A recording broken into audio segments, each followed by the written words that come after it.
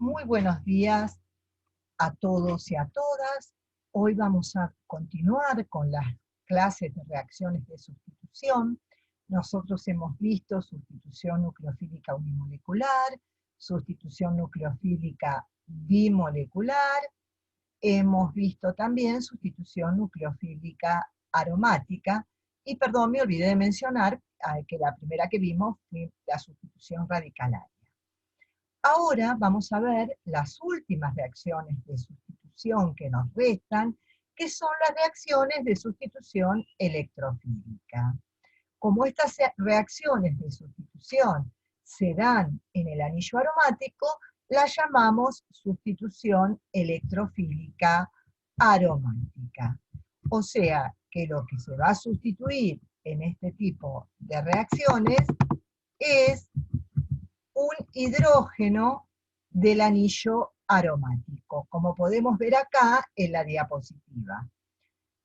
¿Por qué ocurre esta reacción? Ustedes saben que los electrones pi, porque ya lo hemos visto en aromaticidad, están situados por encima y por debajo del plano del anillo. Por lo tanto, la nube pi es nucleófila y es capaz de atacar a un electrófilo. Entonces, lo que se va a generar es el cambio de ese protón por otro electrófilo. Fíjense que acá tienen un cuadrito donde mostramos la cantidad enorme de reacciones que vamos a aprender hoy a partir del benceno. O sea, a partir del benceno vamos a obtener ácidos bencenos sulfónicos, vamos a obtener nitrobenceno, vamos a obtener un halobenceno, cetonas, y también vamos a obtener alquilbencenos. Antes de comenzar a ver cada una de todas estas reacciones, vamos a hacer un poquito de trabajo en el pizarrón para que ustedes me sigan y puedan observar cómo ocurre esta reacción. Entonces nosotros tenemos el benceno, que siempre lo representamos así, por única vez, pero única vez, lo que voy a hacer va a ser poner los hidrógenos del benceno para que ustedes entiendan bien el mecanismo de la reacción. Entonces, la nube pi, que es nucleófila, va a atacar al electrófilo, generando un intermediario. Fíjense, ustedes pueden imaginarse que, recordemos que por única vez voy a poner en este caso los hidrógenos del anillo. Ustedes pueden imaginarse que esta nube pi que está atacando al electrófilo genera una carga negativa en este carbono y una positiva en este carbono. Entonces acá entró el electrófilo. Este intermediario, como ustedes pueden ver, se va a estabilizar por resonancia. ¿Por qué? Porque si lo voy a poner con negro porque no se ve bien con rojo. Este par de electrones viene para acá, yo puedo escribir esta estructura de resonancia, me quedó muy feo, por eso lo voy a volver a hacer. Puedo escribir esta estructura de resonancia, ¿verdad? Donde me queda la carga positiva acá, y acá me queda el hidrógeno y el electrógeno. Ya dejo de escribir los hidrógenos. Puedo escribir otra estructura de resonancia, donde este viene para acá, por lo tanto, me quedaría el intermediario escrito de esta manera. Fíjense entonces que este intermediario es bastante estable porque se estabiliza por resonancia. Se llama intermediario de Wheeland o complejo sigma.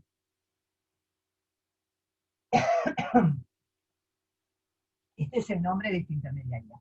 Obviamente, como es un intermediario, reacciona rápidamente en presencia de una base presente en el medio, la que extrae este protón y va a recobrar la aromaticidad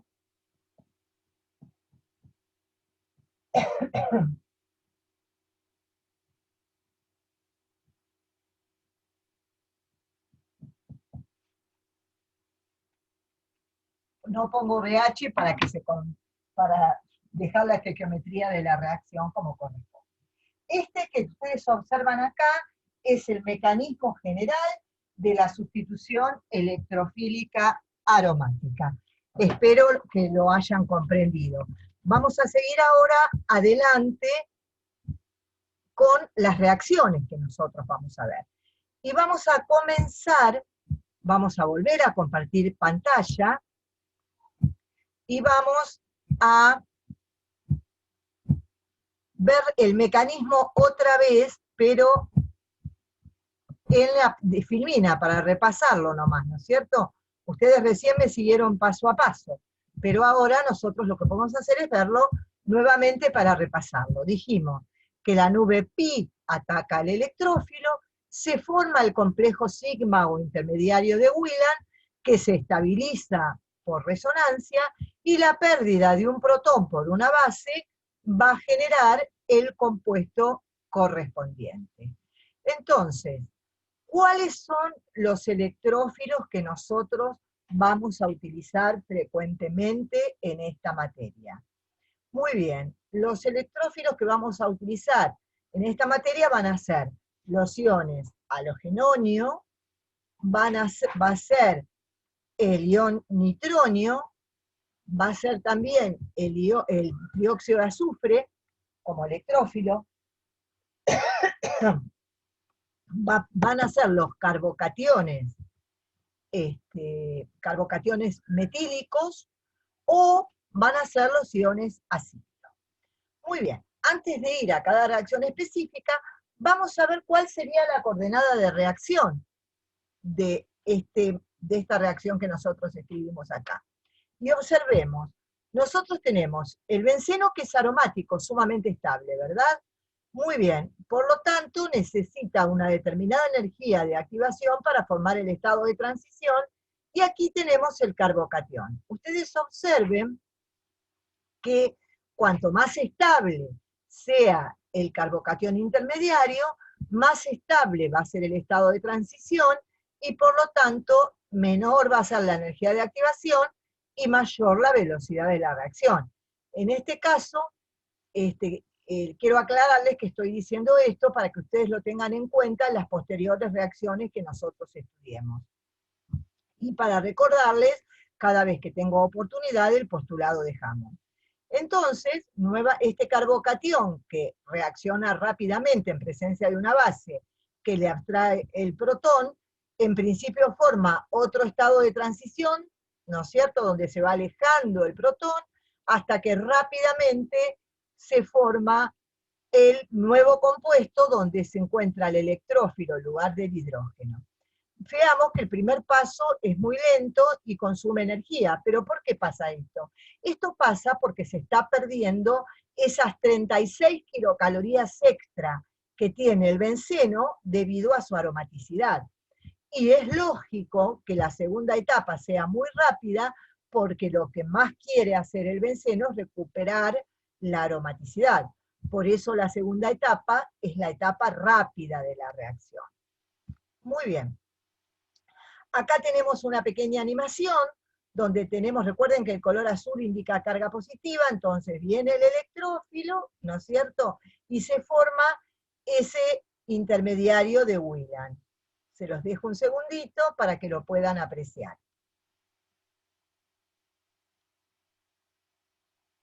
Muy bien. Vamos a empezar ahora por la reacción de bromación. Ustedes observen que en la reacción de bromación, el benceno atacaría al bromo, ¿no es cierto?, polarizando la unión y formando una molécula de bromo donde de un lado hay una densidad de carga positiva y del otro lado una densidad de carga negativa. pero no lo puede hacer si no hay en presencia un catalizador que haga que el bromo sea un electrófilo más fuerte, porque no es un electrófilo fuerte. Entonces, ¿cuál es el catalizador que se usa? Un ácido de Lewis. Generalmente se usa, en el caso del bromo, bromuro férrico. ¿Por qué? Porque se forma entre el bromo y el bromuro férrico, ustedes vieron en inorgánica la formación de complejos, entonces se formaría este complejo donde nosotros nos quedaría un bromo que tiene una cierta densidad de carga positiva.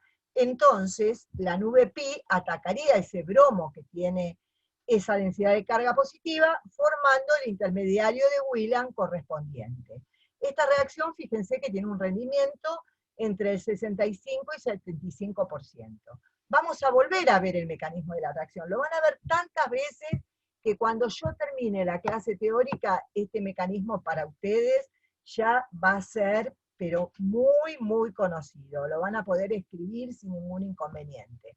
Observen, la nube pi ataca al bromo positivo, entonces se forma el intermediario de Wheeland o complejo sigma, y el tetrabromo ferrato que ustedes conocen de química inorgánica.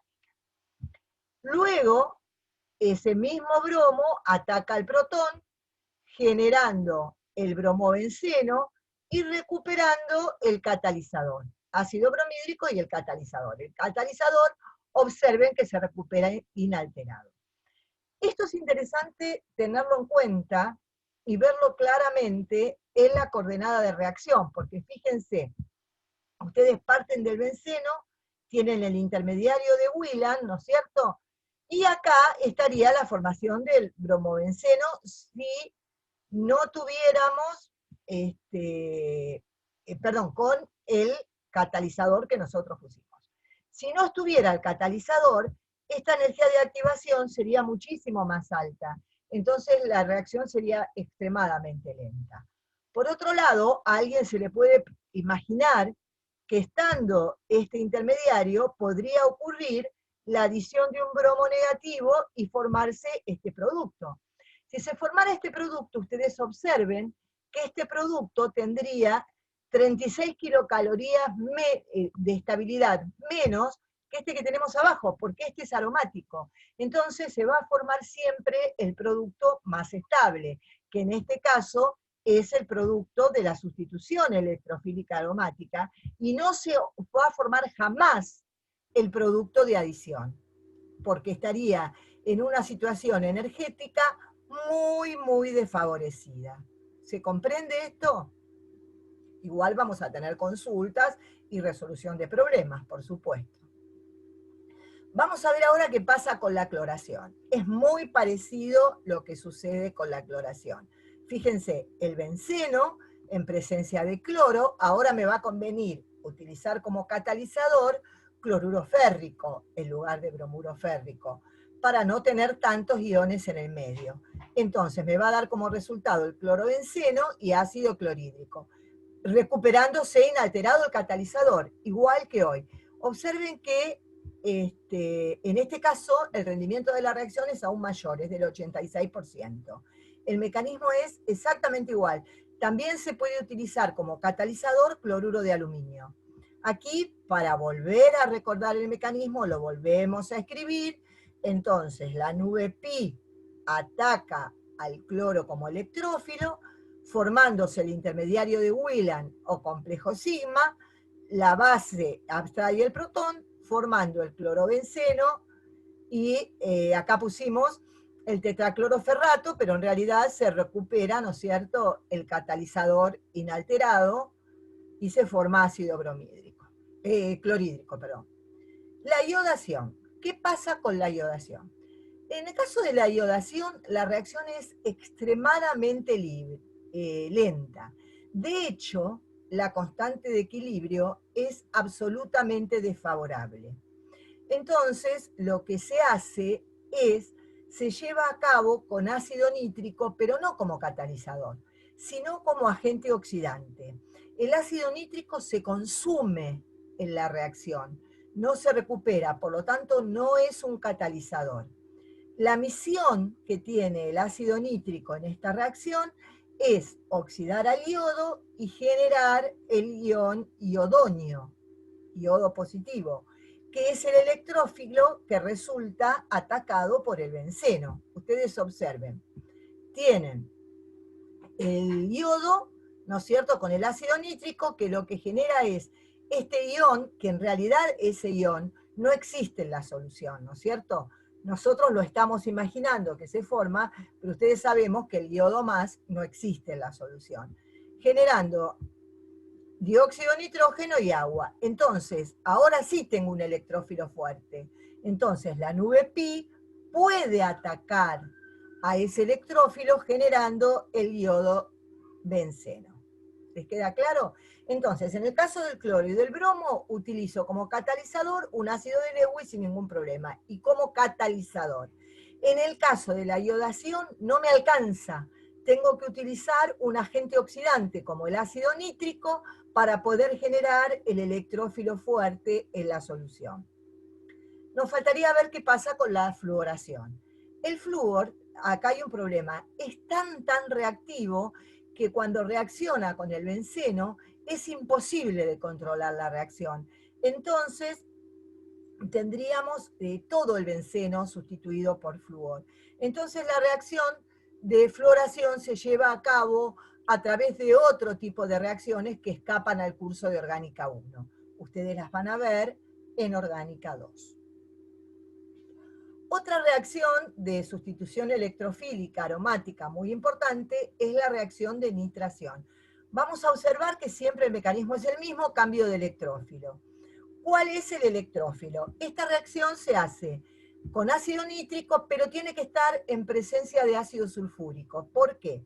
Porque en realidad, para poder formar el electrófilo, ocurre primero una reacción ácido-base entre el ácido sulfúrico y el ácido nítrico, en el cual el ácido nítrico acepta un protón como base, porque el ácido sulfúrico es más fuerte, del ácido sulfúrico, generando este ion intermedio, que fíjense que rápidamente forma agua, formando el verdadero electrófilo de la reacción, que es el ion nitronio. Ustedes observen que en esta reacción, para la segunda etapa, hay muchas bases presentes, porque va a estar como base el sulfato ácido, va a estar el nitrato, va a estar el agua, etc. Así que hay un montón de bases que pueden abstraer ese protón. Entonces, la nube pi atacaría al ion nitronio, generando el intermediario de Wheeland con todas sus estructuras de resonancia, o complejo sigma, como lo quieran llamar. La base, cualquiera de las que está presente en el medio, abstrae el protón y genera el nitrobenceno. Muy bien. Creo que ya el mecanismo de la sustitución electrofílica aromática lo aprendieron perfectamente. Los nitrocompuestos aromáticos son muy útiles para el químico orgánico en síntesis orgánica. ¿Por qué? Porque el nitro puede reducirse mediante hierro en presencia de ácido clorhídrico y luego alcanizando a una amina. O sea, a partir del nitrobenceno yo puedo obtener anilina. Los reductores que se utilizan, vamos adelantando, porque los vamos a ver después en el último capítulo, van a ser hierro, estaño o cloruro de estaño en medio ácido. Otra reacción de SEA muy importante que vamos a ver es la reacción de sulfonación, que tiene una particularidad respecto a todas las que vimos hasta ahora.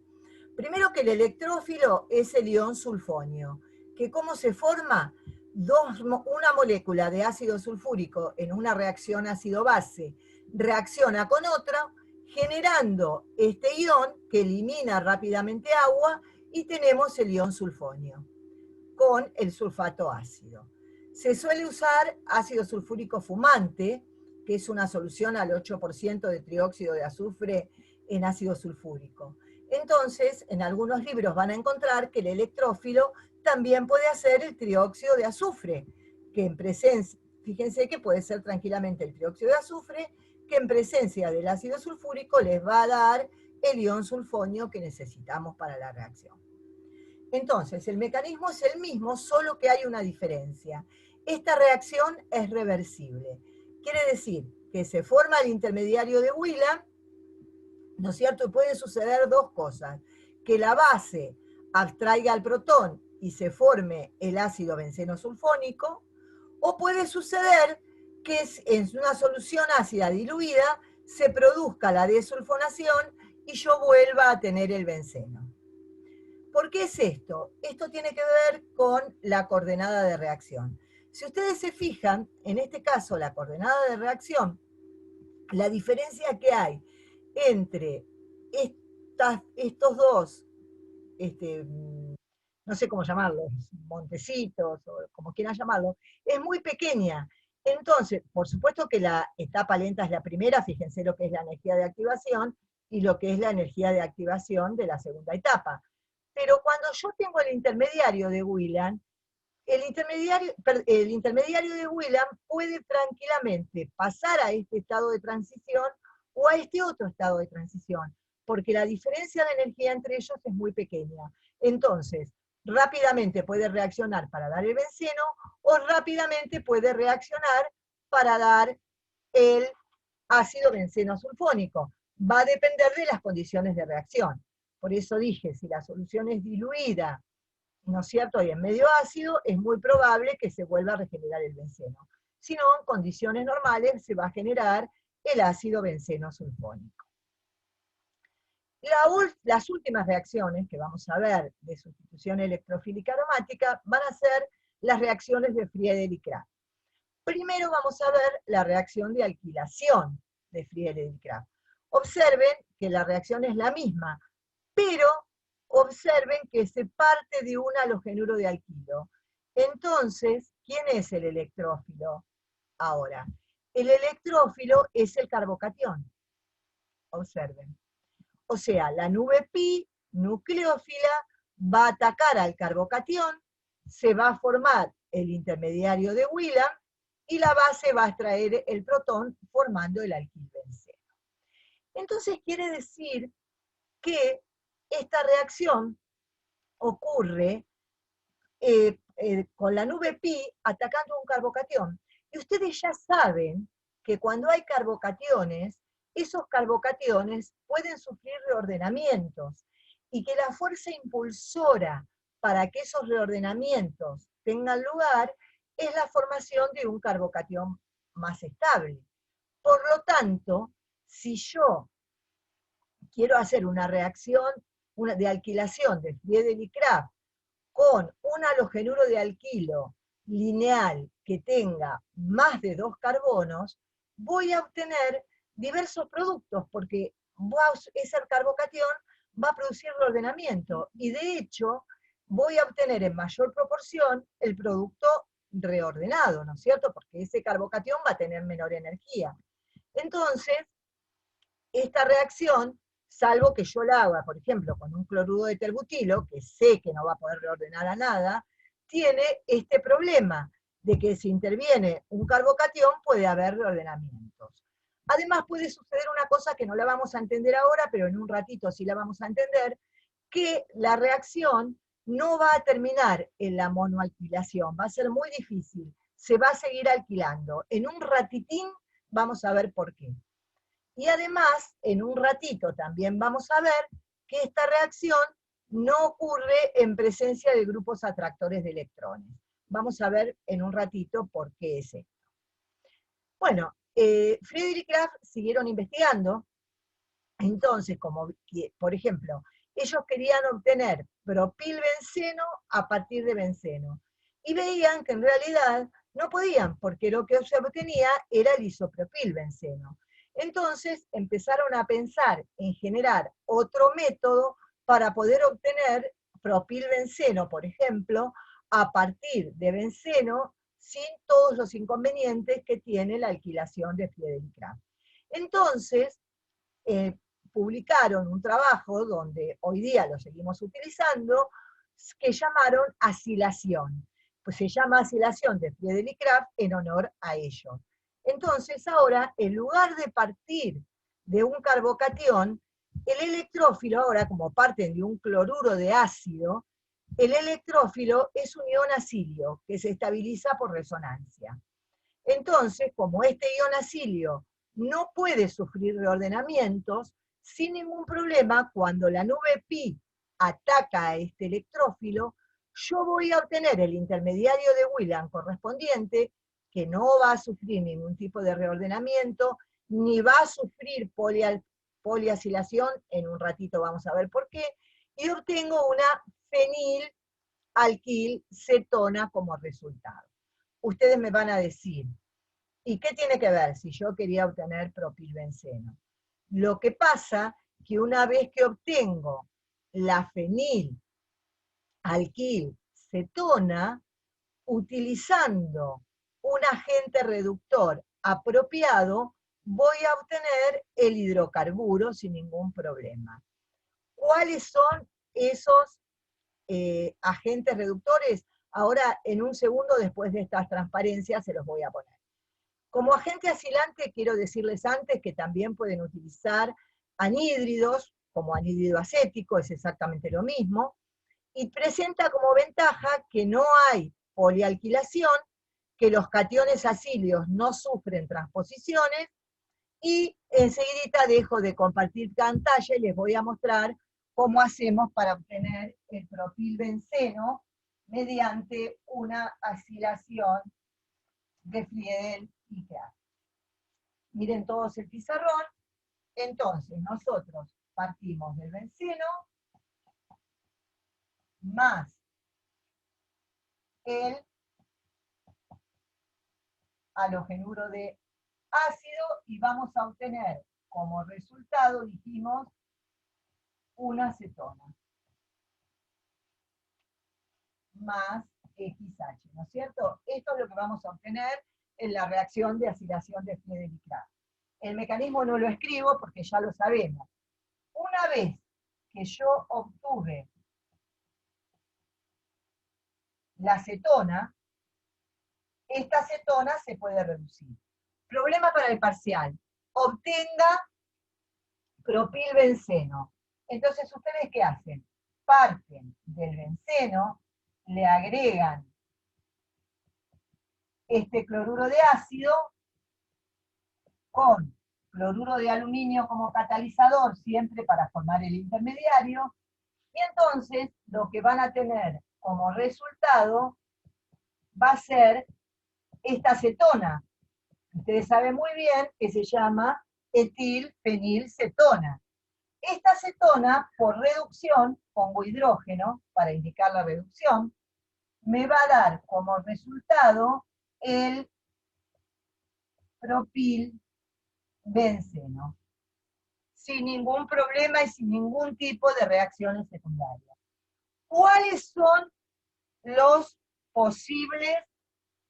Borro la de arriba, que total la tienen en la filmina. Los posibles reductores que voy a poder usar. Van a ser dos los posibles reductores.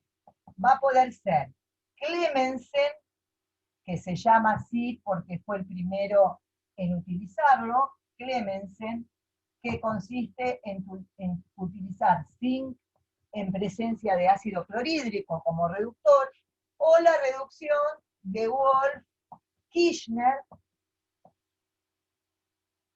que utiliza hidracina en medio alcalino. Esos son los dos posibles agentes reductores que yo puedo utilizar para convertir la acetona en el correspondiente alquilo. Bueno, vamos a hacer una breve pausa y vamos a continuar con la reacción de sustitución.